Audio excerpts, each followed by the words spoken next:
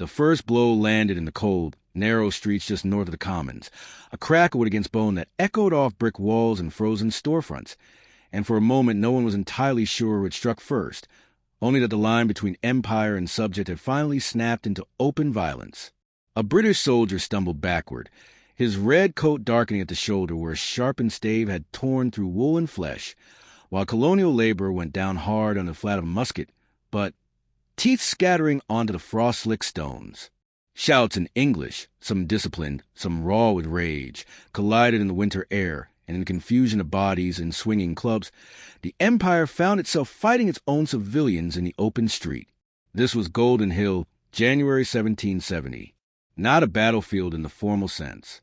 No ranks, no drums, no flags.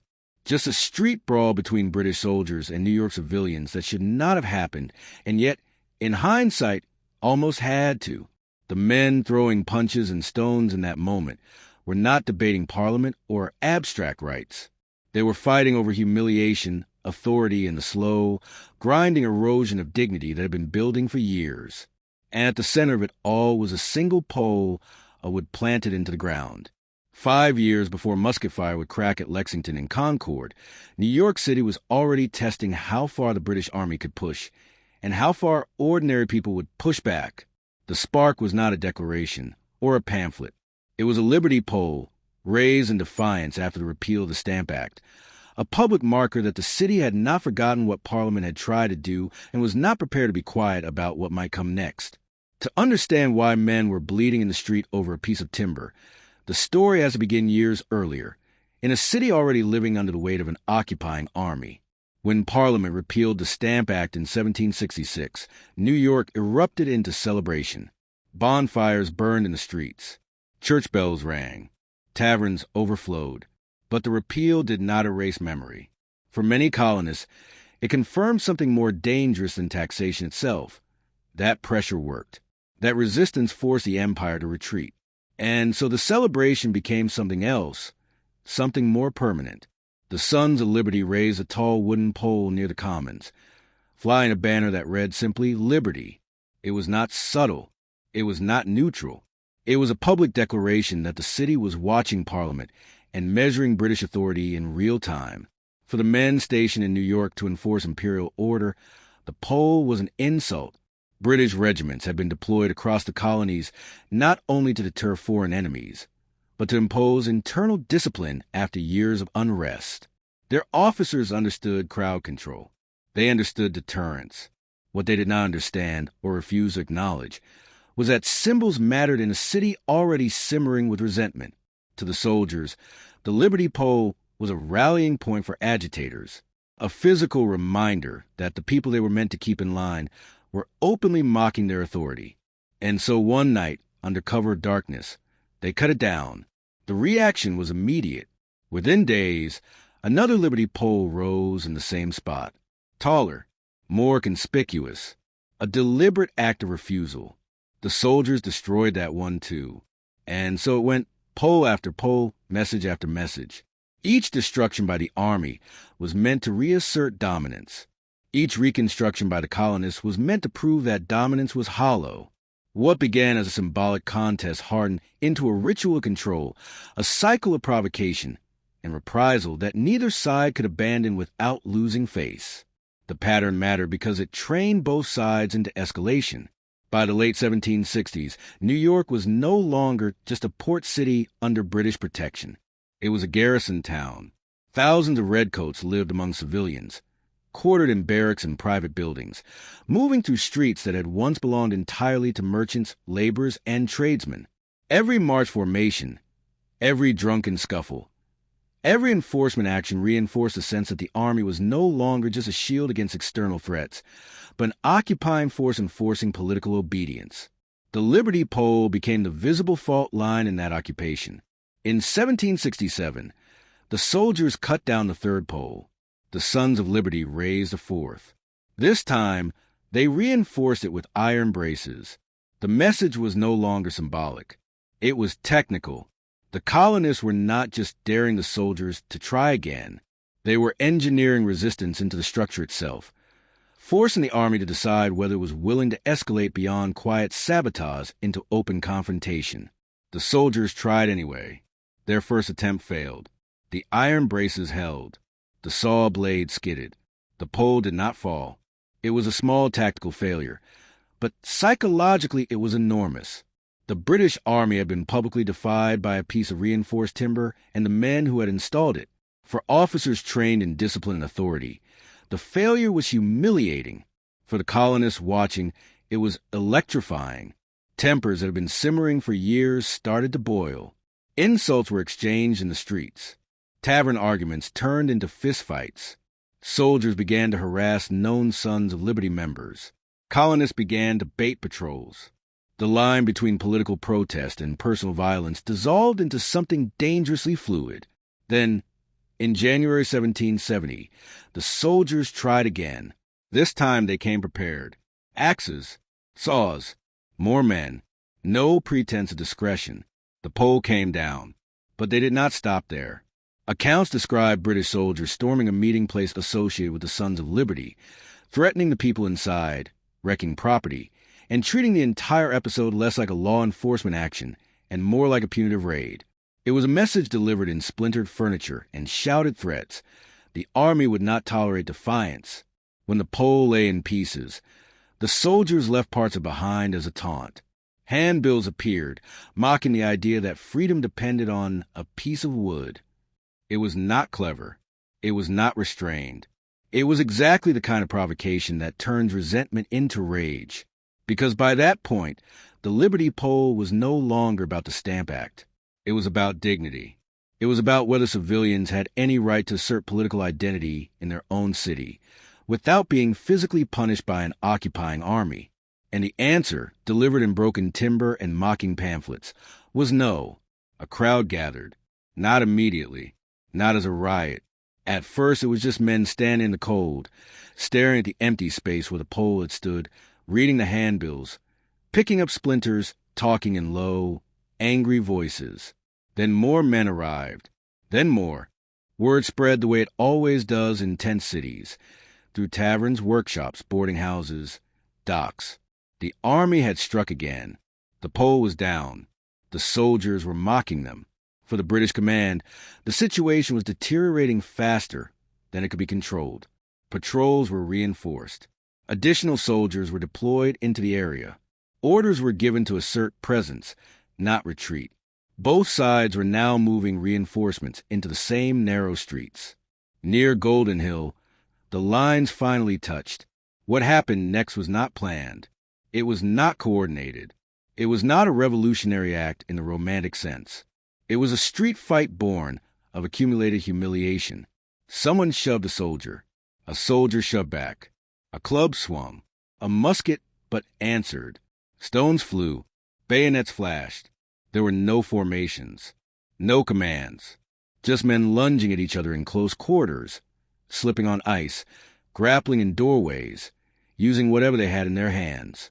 British soldiers fought with the blunt ends of muskets and fixed bayonets held at awkward angles.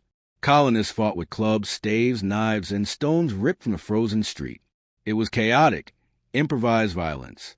The kind that does not look like history when it is happening. A soldier went down hard, seriously wounded. Blood soaked into the winter ground. Civilians were beaten back, and then surged forward again. No one gave the order to stop. For a moment, the British Army, the most powerful military institution on the continent, was losing control of a handful of streets to untrained civilians who refused to scatter. That moment mattered more than anyone present could have known, because it proved something both sides would carry forward into the coming decade, that imperial authority could be physically resisted in the open, and that once symbolic conflict turned violent, there was no clean way to reverse it. The crowd eventually dispersed, not because peace had been restored, but because exhaustion and the arrival of additional troops made continued fighting unsustainable. Arrests followed. Threats were whispered. Names were remembered. There was no official victor, but the psychological line had been crossed. The Liberty Pole would rise again later. The Sons of Liberty would not disappear. The British Army would not withdraw. And New York would carry the memory of Golden Hill forward, quietly dangerously, into the next round of confrontation, because what happened there revealed the true early shape of the American Revolution. Not grand speeches first, not formal battles first, but daily confrontations over dignity, authority, and who owned public space. Sometimes history does not start with a cannon. Sometimes it starts with a pole, and the refusal to let it fall. The violence at Golden Hill did not end with a trumpet call or a formal withdrawal. It ended the way most political street violence ends, through exhaustion, the arrival of heavier force, and the quiet, unstable agreement that if it continued, something far worse would follow. British reinforcements moved into the area in disciplined files, bayonets fixed, their presence alone changing the calculus of the street. Civilians who had been swinging clubs and stones only minutes earlier stepped back into doorways, melted into alleys, or stood rigid with clenched fists, unwilling to scatter but no longer able to press forward. The wounded were dragged away on both sides. Blood froze into the cracks between cobblestones. Shattered wood from the Liberty Pole lay scattered like battlefield debris.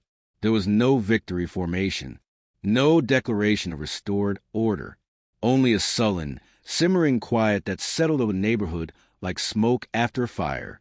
In the immediate aftermath, British officers did what occupying armies always do after an uncontrolled confrontation. They reasserted presence. Patrols doubled. Sentries were posted near known gathering places. Suspected Sons of Liberty members were questioned, harassed, and in some cases detained. The official reports framed the incident as a necessary response to disorder, an unfortunate clash caused by unruly civilians who had resisted lawful authority. Colonial accounts told a different story. They spoke of soldiers storming a meeting place, threatening unarmed men, wrecking property, and treating the city like enemy territory. They described the Poles' destruction not as a neutral act of discipline, but as deliberate humiliation. They remembered the handbills mocking liberty. They remembered the way redcoats had advanced into the streets with axes and saws like a raiding party, not a police force.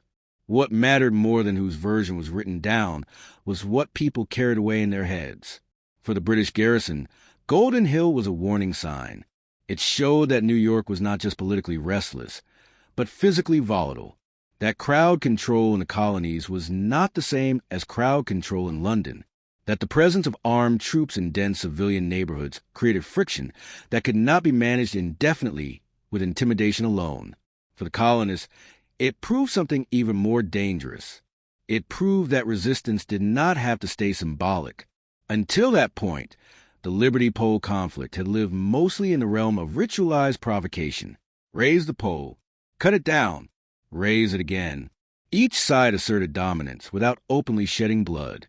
Golden Hill shattered that equilibrium. Now there were wounded men. Now there was blood on the street. Now there was a shared memory of soldiers beating civilians, and civilians refusing to scatter. That memory did not fade. It hardened. In the weeks that followed, New York did not explode into open rebellion. It did something more historically consequential. It absorbed the lesson and stored it away. The Liberty Pole would rise again. It always did. Sometimes in the same place, sometimes elsewhere. Each time it went up, it carried more weight, not less. It was no longer just a protest against taxation. It was a marker of territory, a declaration that this space belonged to civilians, not to the garrison. British soldiers continued to cut it down when they could. But something had changed. They no longer did it under the illusion that it was harmless symbolism. They knew now that the city might fight back. And the city knew now that the army could be physically resisted. The confrontation at Golden Hill did not immediately trigger a chain of formal hostilities, but it bent the psychological arc of the relationship between empire and colony. It made later violence easier. 2 months after Golden Hill, in March 1770, British soldiers in Boston would fire into a crowd, killing 5 civilians in what would become known as the Boston Massacre. That event would dominate pamphlets, sermons, and political memory. It would be etched into engravings and speeches as proof of imperial brutality. Golden Hill would not. It had no dramatic volley of musket fire, no iconic image, no immediate martyrs, no coordinated propaganda campaign. It was messy, improvised, politically inconvenient violence that did not fit neatly into a heroic narrative. And yet, in many ways, it was more honest. It showed what imperial breakdown actually looked like on the ground. Not red lines of infantry firing in formation, not noble resistance led by famous names, but ordinary men losing patience, dignity eroding, tempers igniting, and fists and clubs replacing speeches. Golden Hill revealed the revolution's true early shape. It began not with cannon fire, but with daily confrontations over who controlled public space, who had the right to display political identity, who had the right to enforce order, who had the right to humiliate the other side without consequence. The Liberty Pole was never just wood. It was a physical fault line in imperial authority. Every time it went up, it tested the British Army's willingness to tolerate civilian defiance. Every time it came down, it tested the city's willingness to accept humiliation. By January 1770, both tests had reached their breaking point. What made Golden Hill uniquely dangerous was not its body count. It was its timing. It happened at a moment when British authority in the colonies was already under strain. Parliament had repealed the Stamp Act, but it had not abandoned the idea of asserting control. Troops remained stationed in colonial cities. New taxes and regulations were still being imposed. Political trust was already shattered. Golden Hill injected physical violence into a political conflict that had been sliding toward that outcome for years. It taught civilians that empire could bleed. It taught soldiers that civilians would not always run. Neither side forgot. In New York, the Sons of Liberty did not disappear after Golden Hill. They reorganized. They became more disciplined, more cautious, more committed. Their tactics shifted subtly from overt provocation to more calculated resistance. They understood now that every symbolic act carried the potential for real bloodshed. British commanders, for their part, tightened discipline and increased surveillance. They understood that the city was no longer a passive population under control, but an active political adversary living under their bayonets. The occupation had crossed a psychological threshold. From that point forward, every confrontation carried a memory of Golden Hill in its shadow. When soldiers marched through the streets, civilians remembered that they had once stood their ground. When civilians gathered in crowds, soldiers remembered that those crowds had once fought back. The Empire's grip on New York had not been broken in January 1770, but it had been visibly weakened. That mattered, because revolutions are not born fully formed in a single moment. They are built through accumulated confrontations, each one lowering the cost of the next. Golden Hill lowered that cost. It normalized the idea that imperial authority